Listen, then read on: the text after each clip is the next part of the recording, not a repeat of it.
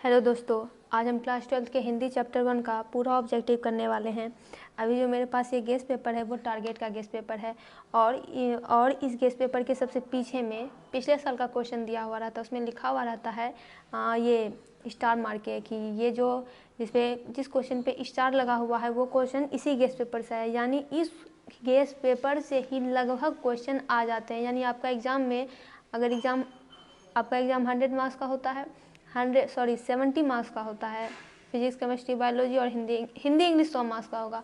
वो 100 मार्क्स का हिंदी इंग्लिश में यानी आप 100 के लिए कन्फर्म हो जाएंगे इस गेस्ट पेपर से पढ़ के। इसकी पूरी सीरीज आने वाली है, इसलिए आप चैनल को सब्सक्राइब करें। और हम स्टार्ट करते हैं इसका ऑब्जेक्टिव। पहला चैप्टर है हमारा बातचीत लिखी गई है बालकृष्ण भट्ट के द्वारा। तो इसका पहला क्वेश्चन है कि बालकृष्ण भट्ट किस युग के निबंधकार थे? तो भारतेंदु युग के। मनुष्य की बातचीत का सर्वोत्तम तरीका क्या है? तो यह तरीका सर्वोत्तम है कि अवाक होकर अपने आप से बातचीत करना। अवाक यानी खड़े होकर चुप रहकर खुद से ही बातचीत करना। संवाद में सबसे महत्वपूर्ण क्या होती है? संवाद का मतलब होता है मैसेजिंग, तो आत्मीयता। और बालकृष्ण भट्ट का जन्म कब हुआ था? उनका जन्म 23 जून 1844 को हुआ था। संयोगिता स्वयंवर किनकी रचना है? श्रीनिवास दास की। तो आप सोच रहे होंगे कि ये निबंध तो पूरा बातचीत है और लिखी गई है बालकृष्ण भट्ट के द्वारा, तो इनमें संयोगिता स्वयंवर कहाँ से आ गया? तो उस चैप्टर का जो फ्रंट होता है, इंट्रोडक्शन होता है, उसमें इसकी भी चर्चा की गई है, इसीलिए ये क्वेश्चन भी आया है। कौन सी रचना बालकृष्ण भट्ट की नहीं है? तो परीक्षा गुरु इनकी रचना नहीं है। बाद बाकी ये तीनों जो है इनकी रचना है। तो आपको वो यहाँ पे आप ऐसे आसानी से याद रख सकते हैं कि ये रचना नहीं है। कौन सी रचना बालकृष्ण भट्ट की है? तो रेल का विकट खेल। बालकृष्ण भट्ट ने कौन सा मासिक पत्र निकाला था? तो हिंदी प्रदीप नामक मासिक पत्र निकाला था। बातचीत किस विद्या की रचना है? तो यह एक निबंध है।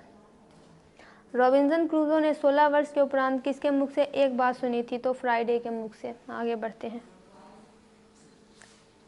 बातचीत शीर्षक निबंध के निबंधकार है। निबंधकार का मतलब होता है जिन्होंने निबंध को लिखा है। तो बालकृष्ण भट्ट। अगर आपको क्वेश्चन में ये दिया रहे कि किनके द्वारा लिखा गया है तो बात एक ही है।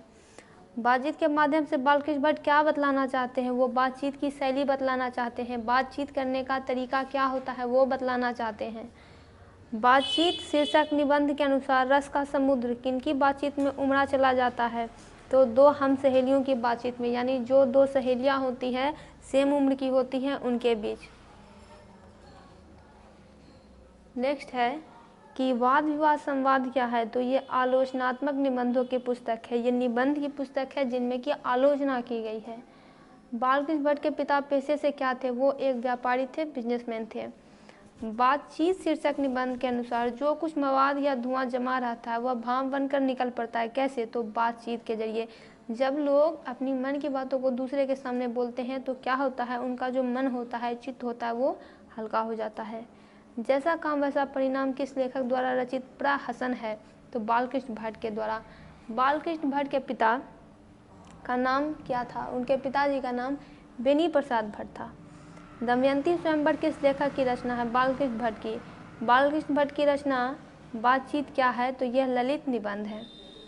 तो दोस्तों इसका पूरा ऑब्जेक्टिव कंप्लीट हुआ। आपको इस चैनल पर सारे ऑब्जेक्टिव, सारे सब्जेक्ट्स के सारे गेस्ट पेपर से कराए जाएंगे। आप प्लीज़ चैनल को सब्सक्राइब करें।